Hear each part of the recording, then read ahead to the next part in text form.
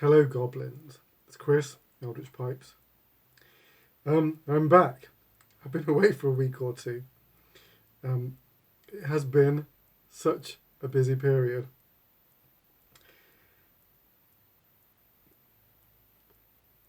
I'm smoking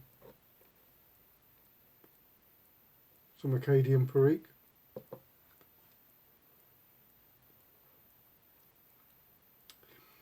In the Alchemist Strawberry, if you've seen that guy before. I don't smoke him very often on camera.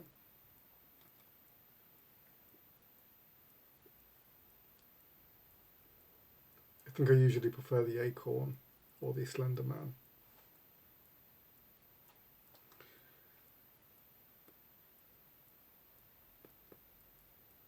But today, I looked at him and I thought, it's you. I'm smoking you today.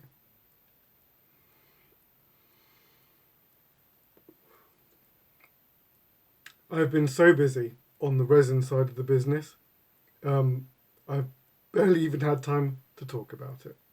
I've now got a distribution deal with Rawcrafted for the resin rods in the US and Pfeiffernecker, Pipe Corner in Germany, who will more or less deal with the Europe side.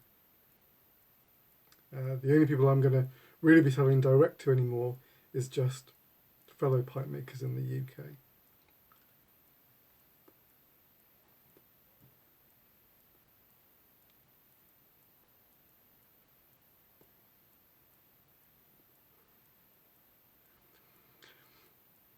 Wow, Acadian Perique is quite a spicy blend. Haven't smoked this blend for a little while. Burns really nicely.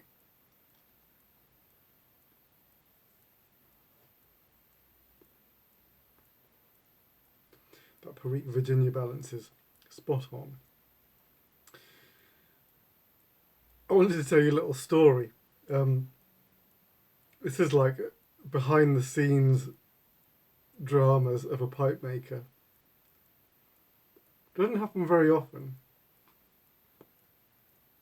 For the most part, I make a pipe, send it to the customer. Everything's fine, you know. But there's a lovely guy, Alex Hausenblast. I hope I've said that right, Alex. Lives in Austria and had a two pipe commission last year that I finished and posted at the end of October. And, you know, I posted, thought nothing of it, until 3 weeks later, Alex sent me an email saying, "What's up? I've noticed the tracking hasn't updated for a little while." So I checked it out. I don't follow each pipe as I send them out all the time. I just assume, and only if there's a need to do I follow up on the tracking. And he was quite right. After it had been received at the Royal Mail hub in London, nothing. It had just gone quiet. I think by the time Alex got in contact with me, it should have been received by the Austrian service. Royal Mail were using one service, then shortly after, due to Brexit, I think they switched to another. But anyway, some Austrian parcel service.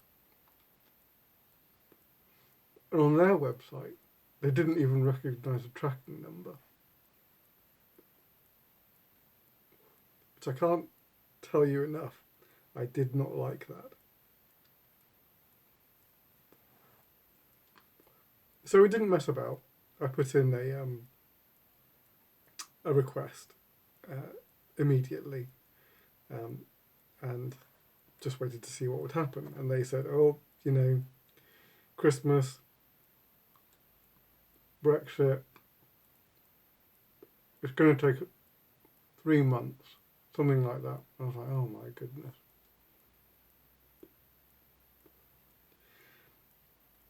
Then, at the beginning of December, 9th of December, all of a sudden the tracking updated. It was leaving the UK. That was very suspicious. But at least the tracking had updated. The parcel was still in the system. That's a good thing. And then nothing. Absolutely nothing. So,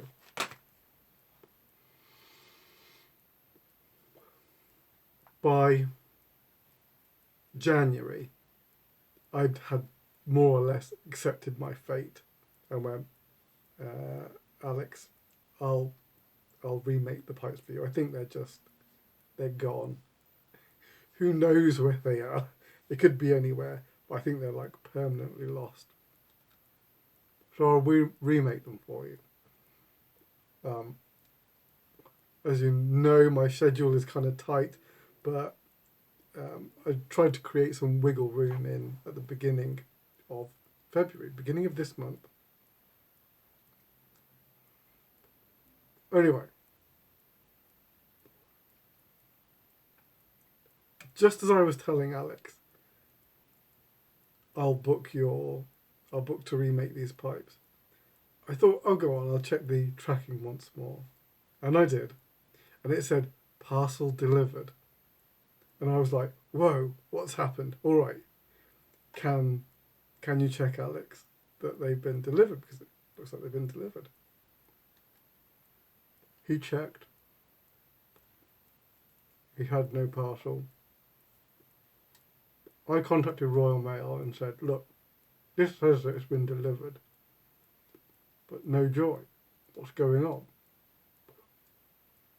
I said, yes, they've been returned to the National Return Centre in London. They return there if they've come back, but there's no return address label on them. Now, I always ship with a return address label on them, always.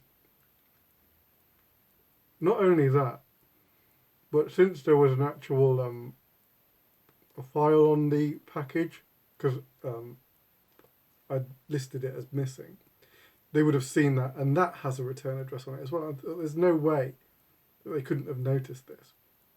But he said, any parcel that makes it to the National Return Centre, I went, yeah, is destroyed.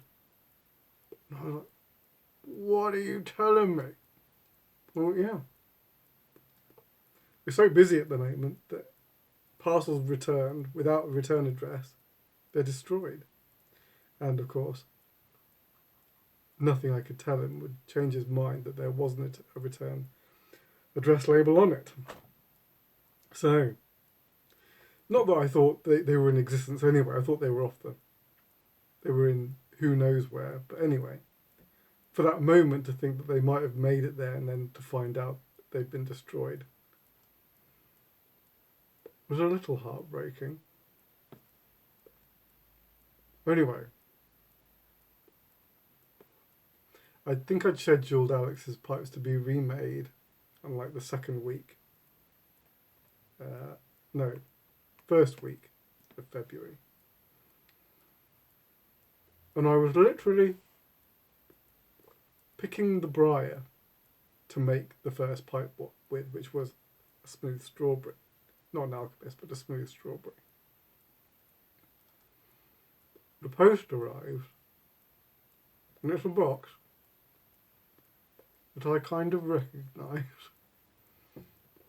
I opened it up, and it's Alex's pipes, in perfect condition. So I sent the photo to Alex and said, guess what turned up on my doorstep today? So I repackaged, reposted via UPS, and they were with him in 2 days.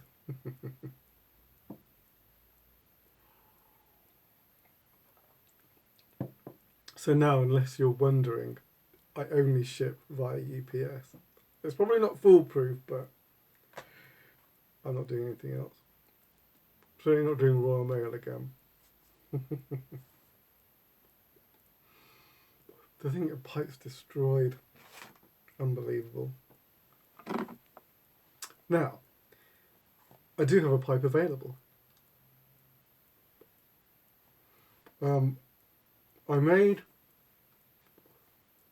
a fellow called Ken Smirk a sandblasted acorn, a black sandblasted acorn with a blue Cumberland stem. And at the same time, I was interested in making a prince. I hadn't made one in a while, and there was princes being discussed. I thought, I'll make a prince. I certainly needed to refresh my memory, my just concept. So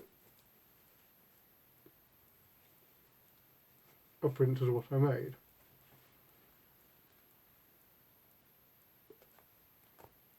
So, a sandblasted prince.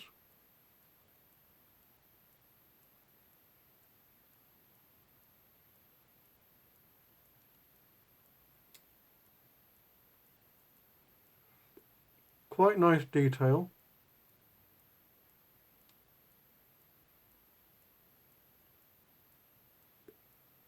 I like a kind of like a squashed feel. That's how I describe it.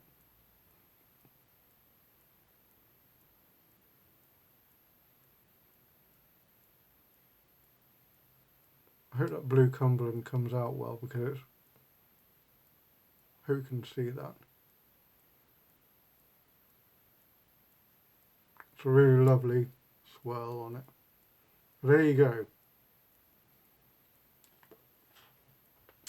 160 millimeters long, weighs 39 grams. Very light. If you're interested, email me at the usual place, and we'll chat. All right. I think that's got everything off my chest. Lots more pipes to make, lots more resin to cast. So, until next time, take it very easy, your loyal pipe maker.